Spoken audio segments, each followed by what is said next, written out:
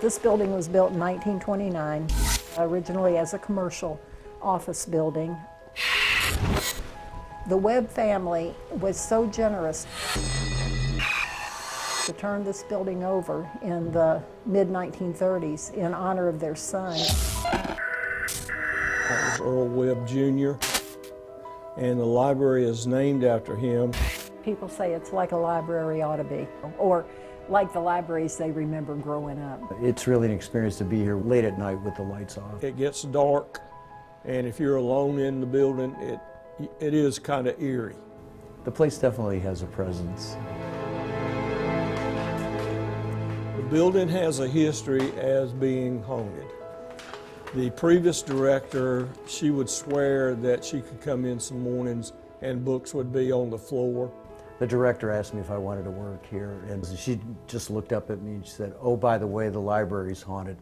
Are you going to have a problem with that?" In this area, in the downstairs, my coworker Liz Sorrell, who has worked here longer than I have, said that they would of course put all the books away in the evening, and she would come and open up in the morning, and there would be a stack of books by the chair, like someone had been sitting here reading.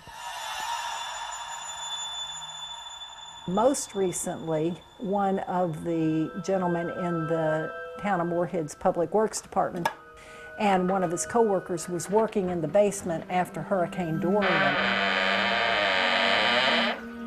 He said, "I had the strongest sensation of somebody being right behind me, right over my shoulder." And he said, "I turned around, no, nobody was there."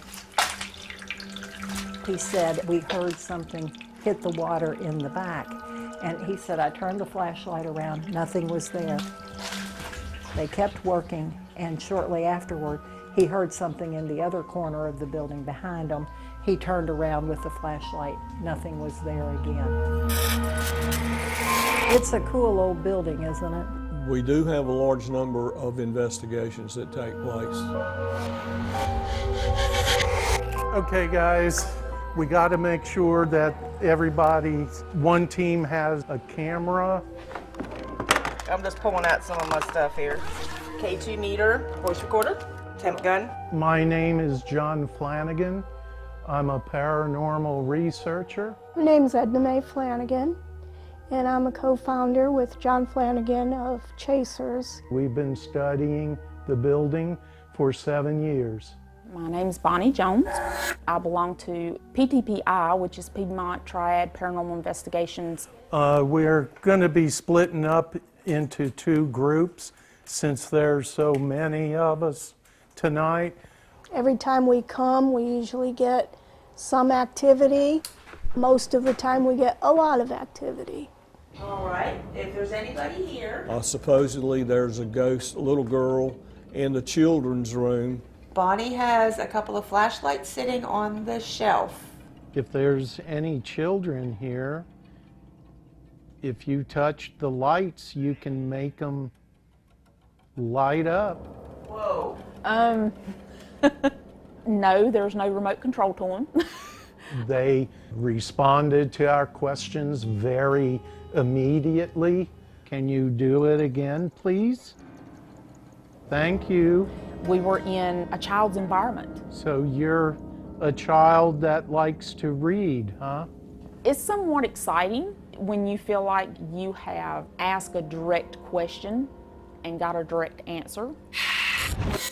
The room we're heading into now is what we call the tutor room. We have had reports of the kids seeing the spirit of a child, and we believe we've gotten in touch with her.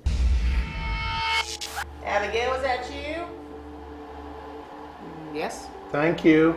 Cheryl Wyman, she was on what we call the dowsing rods, and we were getting a little girl by the name of Abigail. We believe she's a member of the Wade family who are related to the Webbs. Abigail, give Cheryl a hug for us. Thanks, John. Thank you. It's not always what you seem to see on TV.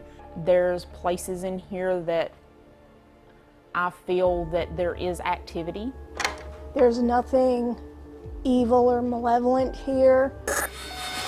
Sometimes you don't always get evidence, but I think we had a real good night.